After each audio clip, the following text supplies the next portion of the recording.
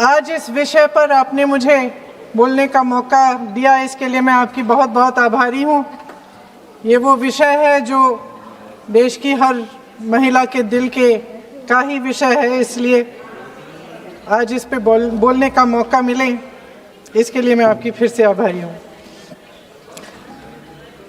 इस विषय का एक छोटा सा बैकग्राउंड बताना चाहती हूँ, क्योंकि प्रधानमंत्री महोदय जी ने अपने भाषण में काफ़ी जिक्र किए कि किसने रोका, कैसे रोका, 30 सालों से कैसे ये निर्णय रोका गया।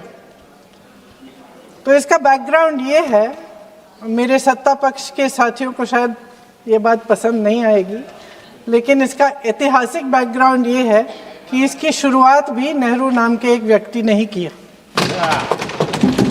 लेकिन घबराइए नहीं, ये वो नेहरू नहीं है जिनसे आप इतना कतराते हैं। ये उनके पिताजी मोतीलाल नेहरू जी ने एक रिपोर्ट तैयार की थी 1928 में, और उस प्रतिवेदन को उन्होंने कांग्रेस पार्टी की कार्य समिति को दिया था। वो एक समिति के अध्यक्ष थे, उसमें उन्होंने 19 मूल अधिकारों की सूची बनाई थी। 1931 में सरदार पटेल जी की अध्यक्षता में कांग्रेस अधिवेशन हुआ था कराची में। उस कराची अधिवेशन में इस प्रस्ताव को पारित किया गया, और वहीं से ये शुरुआत हुई कि महिलाओं का समान अधिकार हमारे देश की राजनीति में शामिल हुआ। उसी समय 1 वोट 1 सिटीजन 1 वैल्यू का सिद्धांत भी हमारी राजनीति में स्थापित हुआ। आपको ताज्जुब होगा ये जानकर कि जबकि इस सिद्धांत की वजह से हमारे देश में महिलाओं को वोट देने का अधिकार आज़ादी के पहले दिन से मिला, अमेरिका जैसे देश में ये अधिकार उन्हें इस अधिकार के लिए 150 साल इंतज़ार करना पड़ा, संघर्ष करना पड़ा। हमारे देश की राजनीतिक व्यवस्था में महिला आरक्षण लागू करना भी दुनिया में एक ऐसा ही अनोखा कदम था।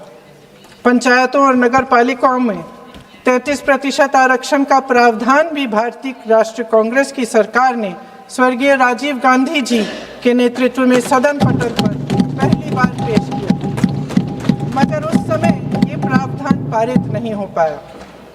आज आदरणीय प्रधानमंत्री महोदय जी ने भी इसका जिक्र किया, लेकिन हमेशा की तरह उन्होंने आधी बात बोल दी।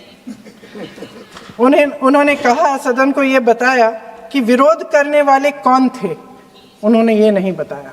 उन्होंने कहा कि इसका विरोध हुआ, कौन किसने विरोध किया और नहीं बताया। विरोध तो आप ही ने किया था, भाजपा ने। आदरणीय अध्यक्ष जी, 2023 में इस नए सदन में हमने सर्वसम्मति से एक प्रकार से इस अधिनियम को स्वीकार किया था। पूरे देश में खुशी का वातावरण बना, उस पर कोई राजनीतिक रंग नहीं लगे, और इसलिए वो कभी राजनीतिक इश्यू भी नहीं बना। तो एक अच्छी स्थिति है। अब सवाल ये है कि हमें कितने समय तक इसको रोकना है। अब यहां जो लोग जनसंख्या वगैरह के विषय उठाते हैं, क्या आपको मालूम नहीं है? मैं चाहूंगा कि अमित भाई अपने भाषण में इन सारी चीजों का उल्लेख करेंगे, जब कि हमने जनगणना के संबंध में कब कब क्या क्या किया था, बाद में कोविड आया, उसके कारण क्या मुसीबत आई, कैसे रुकावटें आई, ये सारी बातें हम सबके सामने हैं, इसमें कोई विषय नहीं है। लेकिन पिछले दिनों जब हम 23 में चर्चा कर रहे थे, तब भी व्यापक रूप से बात ये थी कि इसको जल्दी करो। हर कोई कह रहा था जल्दी करो। अब 24 में संभव नहीं था, क्योंकि इतने कम समय में करना मुश्किल था। अब 29 में हमारे पास अवसर है। अगर हम 29 में भी नहीं करते तो ये स्थिति क्या बनेगी हम कल्पना कर सकते। फिर हम देश की माताओं बहनों को ये विश्वास नहीं बना पाएंगे कि हम सचमुच में प्रयास सच्चे अर्थ से कर सकते थे। और इसलिए समय की मांग है कि अब हम ज्यादा विलंब न करें। इस दरमियान राजनीतिक दल के लोगों से, संविधान के जानकार लोगों से, जो महिलाओं में एक्टिविस्ट के नाते काम करने वाले, ऐसे लोगों से भी कई चर्चाएं हुई। कुछ लोगों ने खुद होकर के भी सुझाव दिए। सारा मंथन करते करते करते, और यहां भी सभी दलों से लगातार बातें इनकी होती रही है। स्ट्रक्चर वे में हुई है, इनफॉर्मल भी हुई है, और उसमें से आखिर बना हुई एक कुछ रास्ता निकालना होगा, ताकि हम हमारी माताओं बहनों की शक्ति को जोड़ सकते हैं। आदरणीय अध्यक्ष जी, मैं एक बात जरूर कहना चाहूंगा। यहां बैठकर के हमें किसी को संविधान ने देश को टुकड़ों में सोचने का अधिकार ही नहीं दिया है। जो शपथ लेके हम बैठे हैं ना, हम सबको एक राष्ट्र के रूप में विचार करना हमारा दायित्व बना। चाहे कश्मीर हो या कन्याकुमारी, हम टुकड़ों में न सोच सकते हैं, न टुकड़ों में हम निर्णय कर सकते हैं। और इसलिए निराधार रूप में, जिसमें कोई सच्चाई नहीं, रत्ती भर सच्चाई नहीं है, सिर्फ राजनीतिक लाभ लेने के लिए जो बवंडर खड़ा किया जा रहा है, मैं आज बड़ी जिम्मेवारी के साथ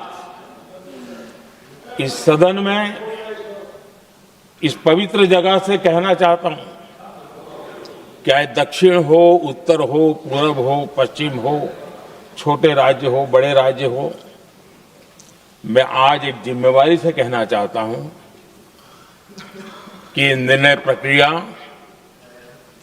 किसी के साथ भी भेदभाव नहीं करेगी।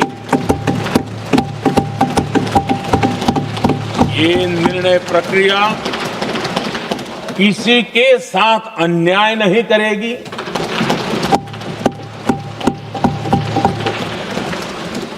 भूतकाल में जो सरकारें रही और जिनके कालखंड में जो परिसीमन हुआ, और जो अनुपात उस समय से चला आ रहा है, उस अनुपात में भी कोई बदलाव नहीं होगा, और वृद्धि भी उसी अनुपात में होगी।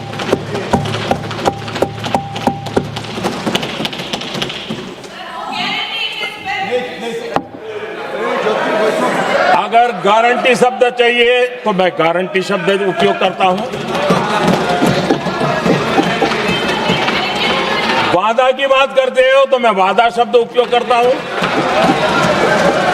अगर तमिल में कोई अच्छा शब्द हो तो वो भी मैं बोलने के लिए तैयार हूं। क्योंकि जब नियत साफ है तो फिर शब्दों का खेल करने की हमें जरूरत नहीं है जी।